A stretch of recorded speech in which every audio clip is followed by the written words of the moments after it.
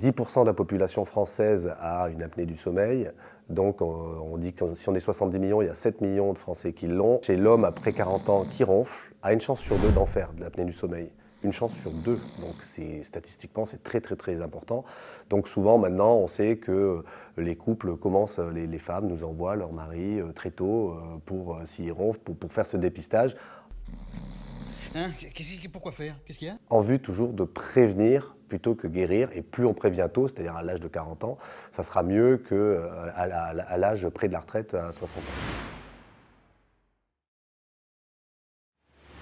Le premier traitement, celui qui traite le mieux l'apnée du sommeil, c'est un petit masque et ça a vachement évolué. C'est plus du tout le gros masque qu'on pouvait voir, le Dark Vador, comme disent les patients.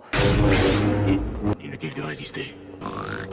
C'est un petit masque qui pousse de l'air et qui va empêcher les apnées. Et donc, du coup, le patient se retrouve sans aucune apnée, ça va tout traiter. Pour ceux qui ne le tolèrent pas, c'est 20% d'entre eux, on peut envisager une orthèse d'avancée mandibulaire, c'est-à-dire un petit appareil comme une gouttière dentaire qui va avancer un peu la mandibule, fait par des dentistes spécialisés. Et ça va permettre de diviser par deux son nombre d'apnées.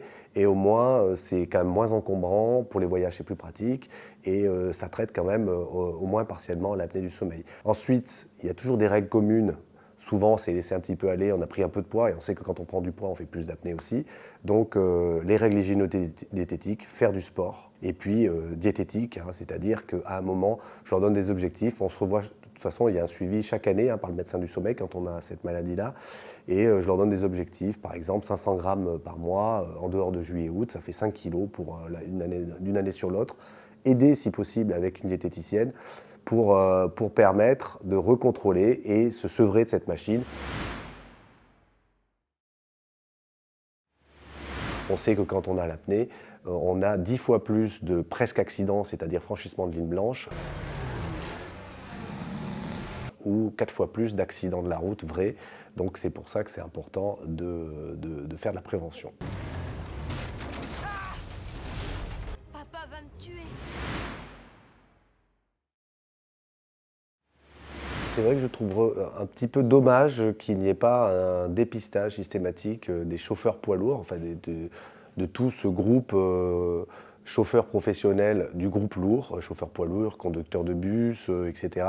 Et j'invite à faire de même, puisqu'il n'y a pas de loi de contrainte à le faire, un dépistage et un contrôle régulier, puisque plus on va vieillir, plus on va faire d'apnée, plus on va grossir aussi, plus on va faire d'apnée. Donc j'invite à faire peut-être un dépistage systématique à l'entrée et au moment de l'obtention du permis chauffeur poids lourd, et ensuite de faire un contrôle tous les 3 à 5 ans pour vérifier qu'on n'ait pas cette pathologie qui peut être traitée très facilement et qui est complètement réversible une fois qu'on est traité.